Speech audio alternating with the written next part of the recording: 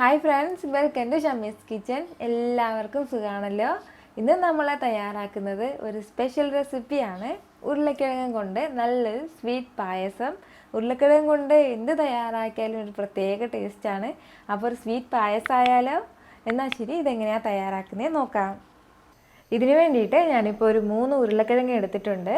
അത് നല്ലതുപോലെ ബോയിൽ ചെയ്ത് വെച്ചിരിക്കുകയാണ്. ഇനി നമുക്കിത് ഗ്രേറ്റ് ചെയ്ത് എടുക്കണം. അപ്പോൾ നമുക്കിത് ഗ്രേറ്റ് ചെയ്ത് എടുക്കാം. വളരെ ടേസ്റ്റി ആയിട്ടുള്ള നല്ലൊരു പായസമാണിത്. ഇതുപോലെ വേണം നമ്മളിത് ഗ്രേറ്റ് ചെയ്ത് എടുക്കാനായിട്ട്. ഈ ഒരു രീതിയിൽ ബാക്കിയുള്ളത് ഇതുപോലെ തന്നെ ഗ്രേറ്റ് ചെയ്ത് എടുക്കാം. ഞാനിപ്പോൾ ഇതുപോലെ ഉരുളക്കിഴങ്ങെല്ലാം ഗ്രേറ്റ് ചെയ്ത് എടുത്തിട്ടുണ്ട്. ഇനി നമുക്ക് പായസം തയ്യാറാക്കി തുടങ്ങാം. ഇതിലേക്ക് നമുക്ക് ഒരു 1/2 ലിറ്റർ പാലൊഴിച്ച് കൊടുക്കാം.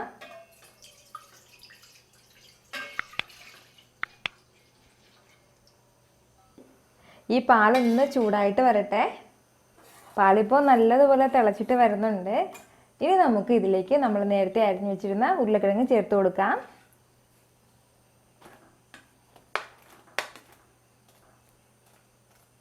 ഉരുളക്കിഴങ്ങ് വെച്ചിട്ട് എന്ത് ചെയ്താലും അത് ടേസ്റ്റാണ്. അപ്പോൾ പായസം എത്രമാത്രം ടേസ്റ്റാണെന്ന് ഞാൻ പറയേണ്ട കാര്യമില്ലല്ലോ. നമ്മുടെ ഈ പായസം ഒരുപാട് കട്ടിയാവാനും പാടില്ല, അതുപോലെ തന്നെ ഒരുപാട് ലൂസ് ആകാനും പാടില്ല. ആ ഒരു രീതിയിൽ വേണം ഇതിരിക്കാനായിട്ട്. ഇനി നമുക്ക് ഇതിലേക്ക് കണ്ടൻസ്ഡ് മിൽക്ക് ചേർത്ത് കൊടുക്കാം. ഞാനിപ്പോൾ ഒരു 1/2 കപ്പ് കണ്ടൻസ്ഡ് മിൽക്കാണ് എടുത്തിട്ടുള്ളത്. അപ്പോൾ കണ്ടൻസ്ഡ് മിൽക്കിൻ്റെ റെസിപ്പി ഞാൻ മുമ്പ് ഇട്ടിട്ടുണ്ടായിരുന്നു. അത് കണ്ടിട്ടില്ലാത്തവരൊന്ന് കണ്ടേക്കണം.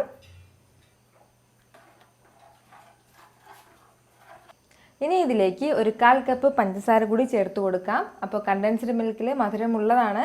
അപ്പോൾ അത് നോക്കിയിട്ട് നമ്മുടെ മധുരത്തിനനുസരിച്ചിട്ട് നമുക്ക് ഷുഗർ ചേർത്താൽ മതിയാകും. ഞാനിപ്പോൾ ഒരു 1/4 കപ്പാണ് എടുത്തിട്ടുള്ളത്.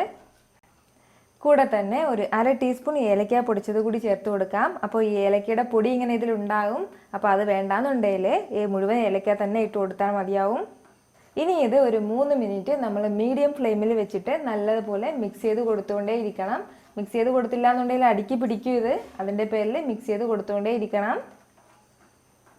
വീട്ടിലെ ഗസ്റ്റൊക്കെ വരുമ്പോൾ പെട്ടെന്ന് നമുക്ക് തയ്യാറാക്കാൻ പറ്റിയ നല്ലൊരു പായസമാണ്. അവർക്കിത് ഗസ് ചെയ്യാനേ പറ്റില്ല നമ്മളിത് എന്തുകൊണ്ടിട്ടാണ് ഈ പായസം തയ്യാറാക്കിയിരിക്കുന്നതെന്ന്. കുട്ടികൾക്കൊക്കെ ഒരുപാട് ഇഷ്ടപ്പെടുന്ന നല്ലൊരു പായസമാണിത്. ഇതിപ്പോൾ ഒരു 3 മിനിറ്റ് ആയിട്ടുണ്ട്. നമ്മുടെ പായസം നല്ലതുപോലെ റെഡി ആയിട്ട് വരുന്നുണ്ട്.